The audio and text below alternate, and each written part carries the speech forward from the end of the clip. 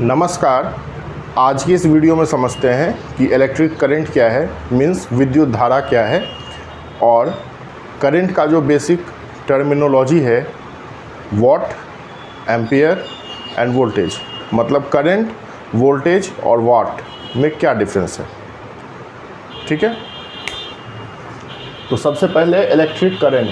तो electric current से पहले करंट को समझते हैं। करंट का मतलब होता है धारा। धारा का क्या मतलब है? धारा का मतलब है फ्लो। जैसे इसको एक सिंपल एग्जांपल से समझिए। नदी में जो पानी है वो क्यों खतरनाक है? क्योंकि उस पानी में फ्लो है, मीन्स धारा है। जैसे कहते हैं ना, नदी में अभी करंट बहुत तेज़ है। इसका मतलब क्या है कि नदी की धारा बहुत ज़्यादा खतरनाक है। पानी तो उसमें हमेशा है। हाँ, ये और बात है पानी का लेवल बढ़ा होता है, लेकिन पानी उतना खतरनाक नहीं है जितना कि उसका धारा होता है। जैसे आपका जो पॉन्ड होता है, जिसको कि तालाब बोलते हैं, उसमें भी पानी है, लेकिन अगर आप उसमें जाके खड़े हो जाइएगा तो अगर आप एक जगह पे खड़े रहेंगे तो आपको कुछ नहीं होगा। लेकिन अगर आप नदी में एक जगह पे खड़े रहेंगे और अगर नदी का फोर्स बहुत तेज़ है तो वो आपको बहा के लेके चली जाएगी। तो यही है, धारा का मतलब होता है फ्लो, किसी भी चीज़ का बहना और तेज़ी से बहना। जैसे अपने घर में ही अगर आप एक बाल्टी पानी फेंकेंगे तो क्या होगा? वो कुछ देर के लिए बिल्कुल फोर्स में निकलती है। तो वही है धारा। नदी का पानी क्यों खतरनाक है? क्योंकि उसमें करंट है, उसमें फ्लो है। समुद्र का पानी क्यों खतरनाक है? क्योंकि वहाँ पे करंट है, वहाँ पे फ्लो है। तो अब आ जाते हैं हमारा जो इलेक्ट्रिक करंट है उस पर। तो करंट का मतलब मैंने आपको बता दिया धारा से है। अब किस चीज़ की धारा? तो इलेक्ट्रिक की धारा। इलेक्ट्रिक मीन्स इलेक्ट्रॉन्स की धारा। इलेक्ट्रिक करंट का सिंपल सा डेफिनेशन है, the flow of electron is called electric current. Electron के प्रवाह को विद्युत धारा कहते हैं। अब इलेक्ट्रॉन क्या होता है? जो हमारा सबसे स्मॉलेस्ट पार्टिकल है। जैसे कोई इतना बड़ा पार्टिकल है, इसको हम तोड़ते जाएं और तोड़ते तोड़ते एक टाइम ऐसा आ जाएगा कि इसको अब हम तोड़ नहीं सकते। तो मतलब अगर ये इतना सा बिल्कुल छोटा सा हो गया, मान लीजिए इतना सा है, अब इसको हम तोड़ नहीं सकते, तो इसमें फिर भी मैटर्स होते हैं। जैसे इसमें होता है इलेक्ट्रॉन, न्यूट्रॉन एंड प्रोटॉन। ठीक है, तो जो हमारा इसमें इलेक्ट्रॉन है, इसी के प्रवाह को विद्युत धारा कहते हैं। मैं यहाँ लिख देता हूँ।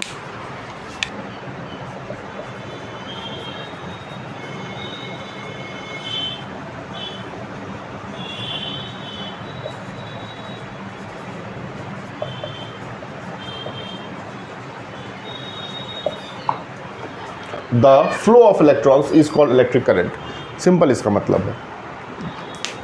अब समझते हैं, हम तो ये समझ गए कि इलेक्ट्रिक करंट क्या है, इलेक्ट्रॉन के प्रवाह को विद्युत धारा कहते हैं। ठीक है, अब इलेक्ट्रॉन ऐसे ही कहीं रहेगा तो थोड़ी ना वो फ्लो हो जाएगा।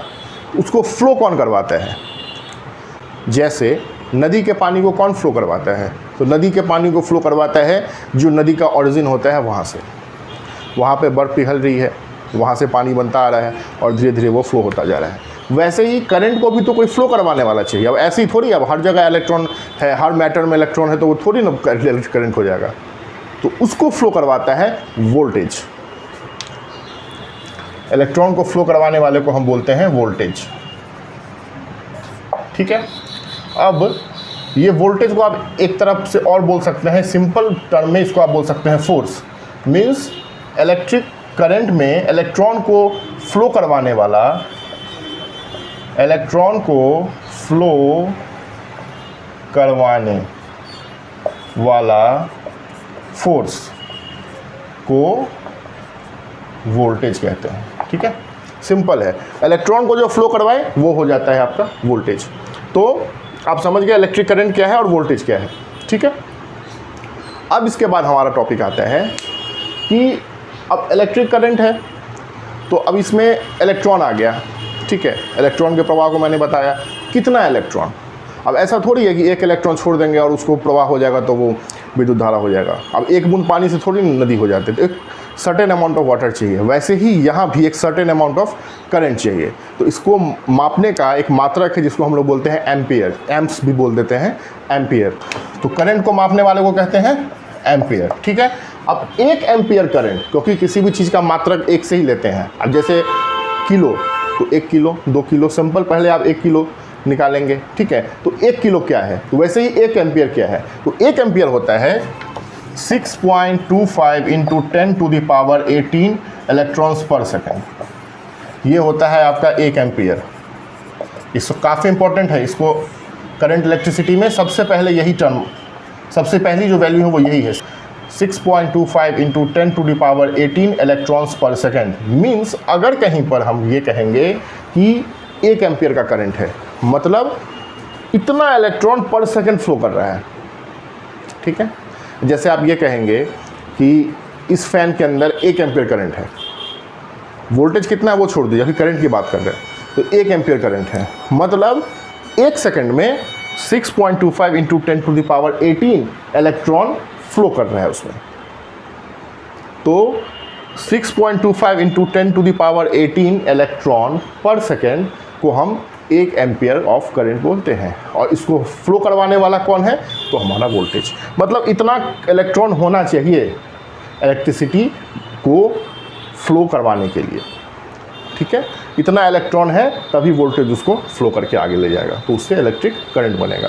ठीक है, जैसे कहीं पर भी यहाँ पे मान लीजिए बड़ा बड़ा पत्थर रखा हुआ है। ठीक है, ये आप एक प्लेन है, इसको एक प्लेन मान लेते हैं। अब यहाँ पे आपका ये स्टोन्स है, अब ये स्टोन ऐसे ही का ऐसे ही रहेगा अगर इस पर फोर्स ना लगाया जाए तो। चाहे वो फोर्स किसी भी तरीके का हो सकता है, चाहे वो नेचुरल फोर्स हो, एयर का भी हो सकता है, अगर एयर का भी काफ़ी ज़्यादा फोर्स आ जाए। अब कोई छोटा सा पत्थर है और किसी प्लेन पे है, अगर फोर्स ज़्यादा हो गया एयर का तो भी वो इस पर से लुढ़क सकता है। नहीं तो नॉर्मल कंडीशन में क्या है, इस पर हम फोर्स लगाएंगे, जब फोर्स लगाएंगे तो फिर ये इसको लगाएगा तो यहाँ पे ये आगे बढ़ता जाएगा। तो ये जो फोर्स लगाएगा इसी को हम बोलते हैं करंट इलेक्ट्रिसिटी के टर्म में वोल्टेज। ये सिंपल सा एग्जांपल मैं आपको इसलिए लेके चल रहा था। यहाँ पे आप समझ सकते हैं ये है हमारा इलेक्ट्रॉन, और इस इलेक्ट्रॉन को इसको जो फ्लो करवाते हुए आगे लेके जाएगा उसको हम लोग बोलते हैं वोल्टेज। तो voltage is simple force, voltage is simple force in terms of electric current. Voltage को ही हम लोग बोलते हैं इलेक्ट्रोमोटिव फोर्स। एक टर्म है इलेक्ट्रोमोटिव फोर्स। इलेक्ट्रोमोटिव का मतलब इलेक्ट्रॉन को मूव करवाने वाला, इलेक्ट्रो को मूव करवाने वाला फोर्स, वो हो गया हमारा इलेक्ट्रोमोटिव फोर्स सिंपल टर्म में। वोल्टेज को हम लोग बोलते हैं पोटेंशियल डिफरेंस। अब जैसे पोटेंशियल है, पोटेंशियल में बोलते हैं ना तुम्हारे अंदर कितना पोटेंशियल है, मीन्स कितना तुम्हारे अंदर पावर है, वही चीज़ है। तार के अंदर कितना इलेक्ट्रॉन को फ्लो करवाने का कितना ज़्यादा पावर है, वही है वोल्टेज। तो पोटेंशियल भी बोलते हैं। कहीं कहीं पे पोटेंशियल डिफरेंस भी जो है वो वोल्टेज के टर्म्स में ही आता है, वोल्टेज से ही पोटेंशियल डिफरेंस भी कैलकुलेट किया जाता है। मतलब पोटेंशियल डिफरेंस के अंदर क्या होता है, किसी भी कंडक्टर में जब करंट फ्लो हो रहा होता है तो 2 पॉइंट के अंदर कितना पोटेंशियल डिफरेंस है, तो वोल्टेज हम ऐसे निकालते हैं। उसको निकालने का तरीका ओम्स के लॉ से है, वो भी बताऊंगा आगे। तो ये हो गया हमारा वोल्टेज। ठीक है, तो करंट हो गया क्लियर, वोल्टेज हो गया क्लियर। अब इसके बाद हम लोग आते हैं वाट पे। वाट क्या होता है? वाट का सिंपल सा मतलब है शक्ति, किसी भी चीज़ का पावर। जैसे अब मेरा जैसे पावर है कि मैं 1 kg वेट उठा सकता हूँ, ठीक है, तो मेरा वाट हो गया 1 kg। वाट आपको मिलेगा विद्युतीय उपकरण पे लिखा हुआ, जैसे फ़ैन के ऊपर मिलेगा 60 वाट, 70 वाट, बल्ब के ऊपर मिलेगा 100 वाट, आपको LED बल्ब के ऊपर मिलेगा 9 वाट, मोटर के ऊपर मिलेगा 746 वाट, अगर 1 किलोवाट का है तो। ठीक है, तो वाट का मतलब सिंपल सा समझिए शक्ति, उस उपकरण की कितनी शक्ति है इन टर्म्स ऑफ इलेक्ट्रिसिटी, इसी को हम लोग बोलते हैं वाट। वाट का मतलब है कि वो उपकरण कितना शक्तिशाली है, कितने शक्ति से वो काम कर सकता है, कितने शक्ति को वो ले सकता है, हम ये बोलते हैं वाट। वाट का सिंपल सा मतलब ये होता है। अब वाट को कैलकुलेट करने का क्या फॉर्मूला होता है, तो वाट को कैलकुलेट करने का फॉर्मूला होता है W = वोल्ट × एम्पियर। इसको आप VI भी बोल सकते हैं, करंट है। ठीक है, तो वाट कैसे कैलकुलेट होगा, अगर हम वोल्टेज को करंट से मल्टीप्लाई कर दें तो हमारा ये वाट निकल जाएगा। लेकिन ये in terms of DC current होता है। अब AC DC क्या है वो नेक्स्ट वीडियो में, लेकिन अभी आप इतना ही समझिए कि वाट जो है वो वोल्ट × एम्पियर काम करता है तब जब हम in terms of DC current बात कर रहे हैं। AC करंट जब के फॉर्म में हम कैसे वाट निकालेंगे, उसमें एक चीज़ से और मल्टीप्लाई हो जाता है, वो होता है power factor PF। Ideal condition में पावर फैक्टर जो है वो 0.8 होता है। ठीक है, बेस्ट पावर फैक्टर 1 होता है, लेकिन 1 पावर फैक्टर ओनली DC के टर्म्स में अचीवेबल है। डीसी का जो है करंट उसमें पावर फैक्टर 1 होता है, लेकिन एसी में मैक्सिमम जो है वो 0.9 तक जाता है। लेकिन आइडल कंडीशन में जहाँ भी आपको ना पता हो पावर फैक्टर, वहाँ पे आप 0.8 रख के मल्टीप्लाई कर सकते हैं तो आपको वॉट निकल जाएगा। वॉट का हो गया volt into ampere into power factor in terms of AC current, and what का हो गया volt into ampere in terms of DC current. ठीक है, पावर फैक्टर आप 0.8 ले सकते हैं किसी भी करंट में।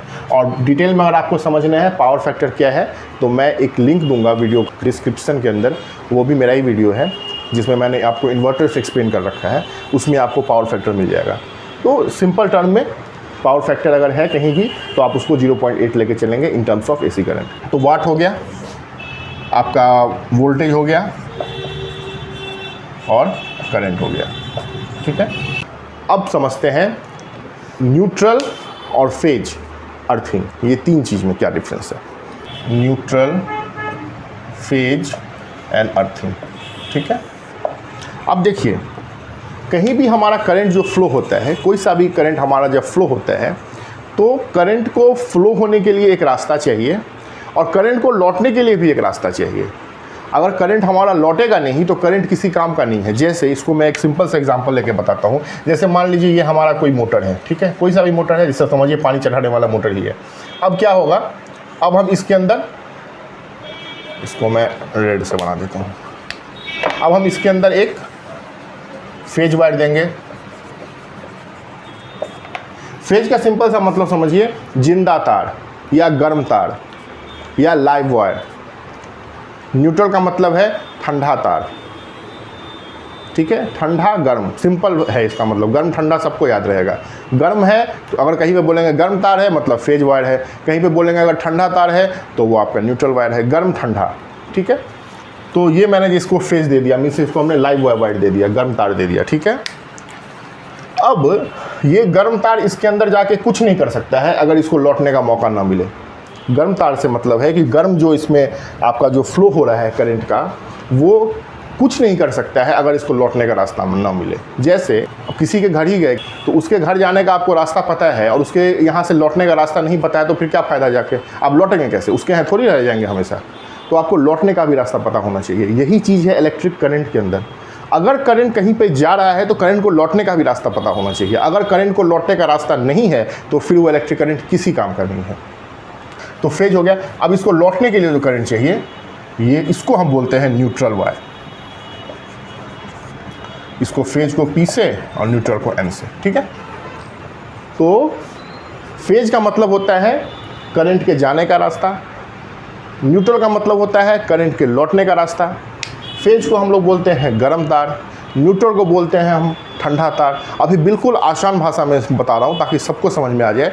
वैसे तो इसका बहुत ही ज़्यादा आपको टेक्निकल टर्म्स होता है, इसके कई सारे फॉर्मूलेज होते हैं, वो भी आपको जब मैं ओम्स लॉ का टॉपिक बताऊँगा उसके अंदर बताऊँगा। लेकिन अभी आप सिंपल समझिए कि गर्म तार मतलब जहाँ से करंट जा रहा है, ठंडा तार जहाँ से करंट आ रहा है, सिंपल।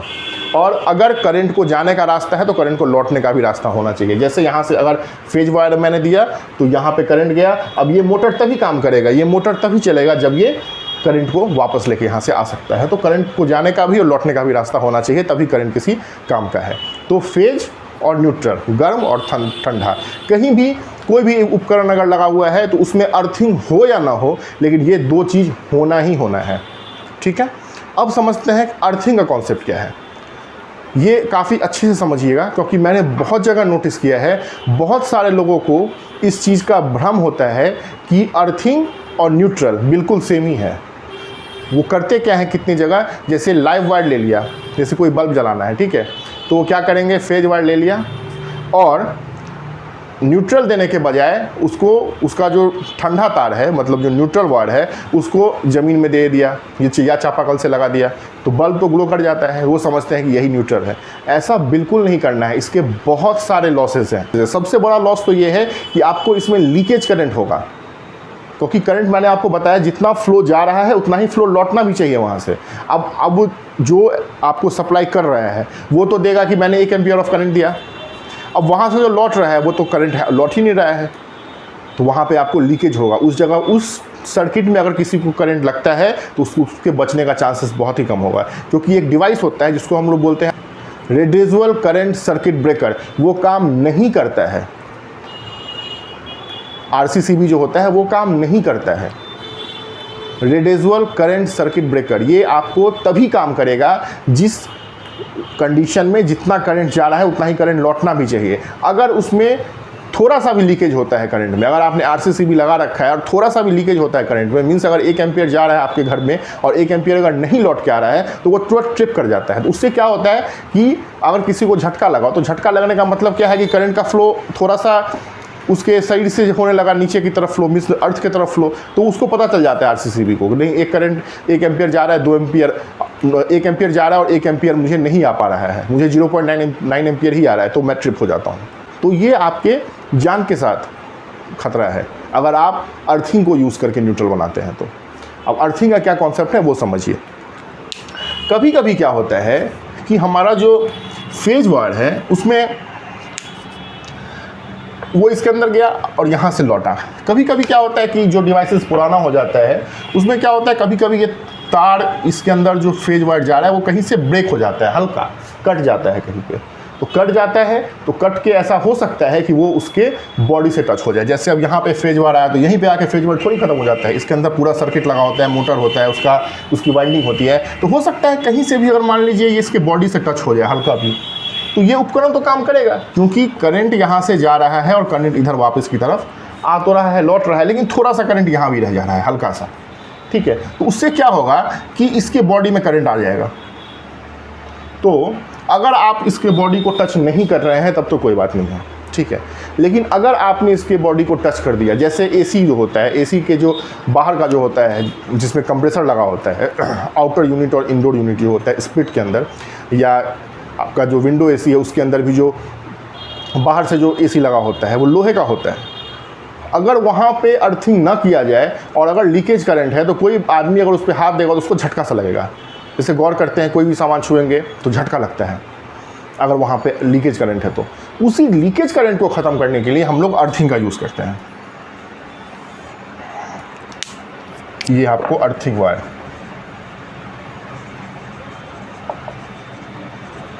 अर्थिंग कैसे करते हैं, तो इसका जो बॉडी है, जो इसका मेटेलिक बॉडी है, उस बॉडी से एक तार जोड़ के और इसको सीधा हम लोग कर देते हैं ग्राउंड, मीन्स इसको धरती के अंदर दे देते हैं।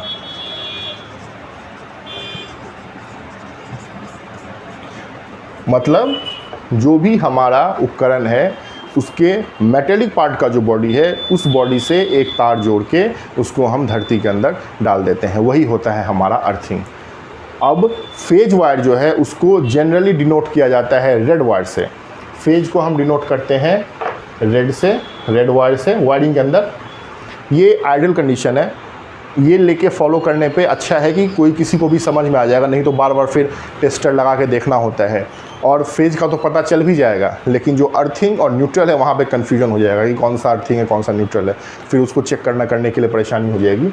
तो जनरली जो हमारा वायरिंग होता है उसके अंदर हम रेड वायर के लिए फेज, न्यूट्रल के लिए जनरली जो है वो ब्लैक दिया जाता है, कहीं कहीं पे येलो भी ये लोग यूज़ कर लेते हैं, ठीक है, लेकिन ब्लैक ज़्यादा अच्छा होता है क्योंकि येलो जो है ना वो 3 फेज़ को डिनोट करता है। 3 फेज़ के अंदर होता है RYB, वो 3 फेज़ वायरिंग क्या होता है वो भी बताऊंगा, ठीक है। तो RYB होता है, तो अभी आप इसको छोड़िए, अब सिंगल फेज़ पे ही चलते हैं। तो न्यूट्रल के लिए जनरली ब्लैक यूज़ करना चाहिए और अर्थिंग के लिए जो है वो हम ग्रीन वायर यूज़ करते हैं।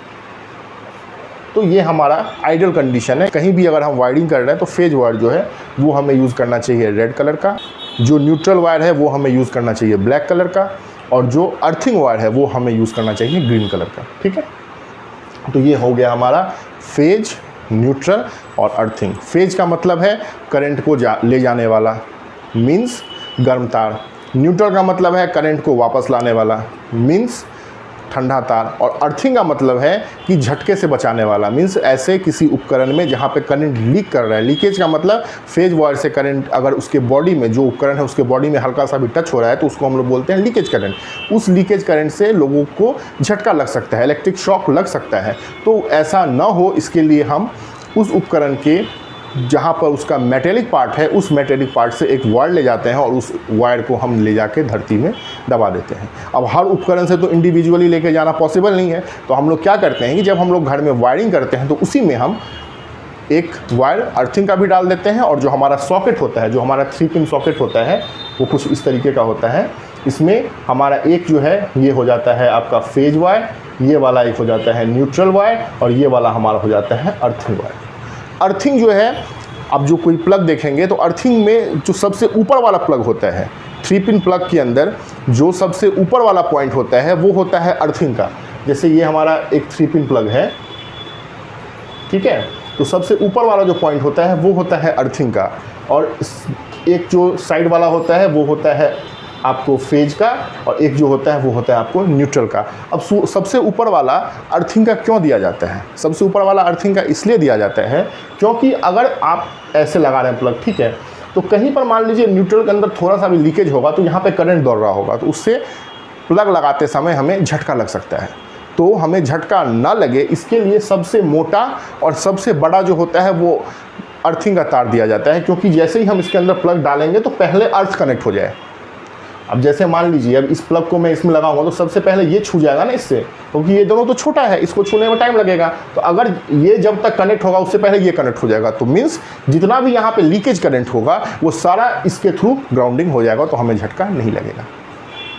तो अर्थ, फेज और न्यूट्रल में यही डिफरेंस है। अब एक चीज़ और समझ लेते हैं हम लोग, इलेक्ट्रिक करंट फ्लो हो रहा है उससे हमें कैसे फ़ायदा है? हमें फ़ायदा है, एक टर्म आता है रेजिस्टेंस, जिसको हम लोग बोलते हैं प्रतिरोध।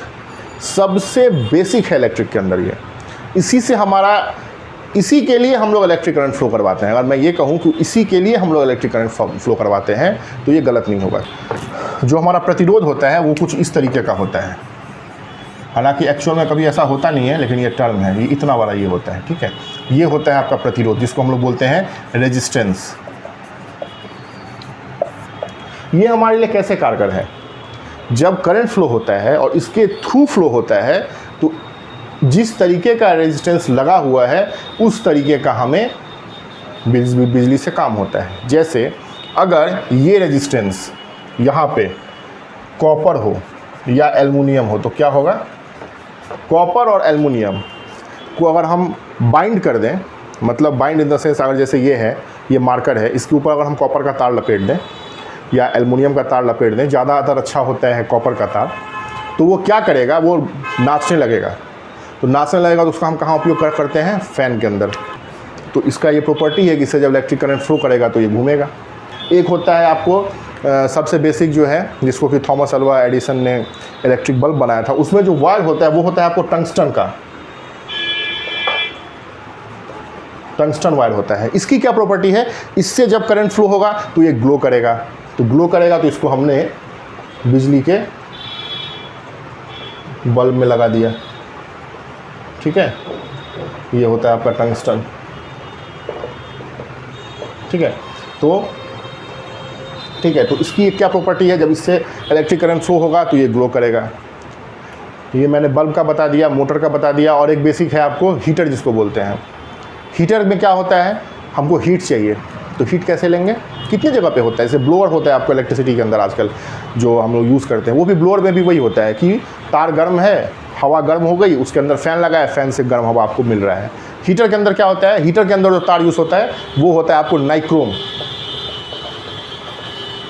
नाइक्रोम का तार होता है। इसकी क्या प्रॉपर्टी है? जब इससे का करंट फ्लो करेगा तो ये बिल्कुल हीट प्रोड्यूस करेगा, मीन्स गर्म होकर के हमें हीट देगा। तो हम इसको कनेक्ट कर देते हैं, तो इससे हमारा बन जाता है क्या? इलेक्ट्रिक हीटर या ब्लोअर। तो रेजिस्टेंस सबसे इम्पॉर्टेंट है, रेजिस्टेंस। उसके बाद एक आपका इंडक्टर भी आता है, फिर आपका कैपेसिटर भी आता है, वो अलग बताऊंगा। लेकिन रेजिस्टेंस मैंने आपको इसलिए बताया क्योंकि ये बेसिक था, सब आदमी इसको समझ सकता है कि रेजिस्टेंस किस हिसाब से इलेक्ट्रिसिटी में काम करता है। हम इलेक्ट्रिसिटी प्रोड्यूस ही रेजिस्टेंस के लिए करते हैं, क्योंकि अगर मान लिया इलेक्ट्रिसिटी प्रोड्यूस किया और वो रेजिस्टेंस से कहीं मिला ही नहीं, वैसे ही फ्लो होता जाएगा, हमें उससे क्या भाई, हमें तो कोई मतलब ही नहीं होगा उससे। तो रेजिस्टेंस को जब हम इलेक्ट्रिक करंट में जोड़ते हैं तो उससे क्या होता है कि कुछ ऐसा रेजिस्टेंस है जिसकी प्रॉपर्टी होती है कि अगर उसके अंदर से इलेक्ट्रिक करंट फ्लो होता है तो वो किस तरीके का बिहेव करेगा। एल्युमिनियम है, कॉपर है तो वो घूमेगा तो इलेक्ट्रिक मोटर हो गया, टंगस्टन है ग्लो करेगा तो इलेक्ट्रिक बल्ब हो गया, नाइक्रोम का तार है वो आपको गर्म होगा तो इलेक्ट्रिक हीटर हो गया। तो यही है रेजिस्टेंस के अंदर। तो आज की वीडियो में इतना ही, नेक्स्ट वीडियो में किसी और टॉपिक पर बात करेंगे। Thank you.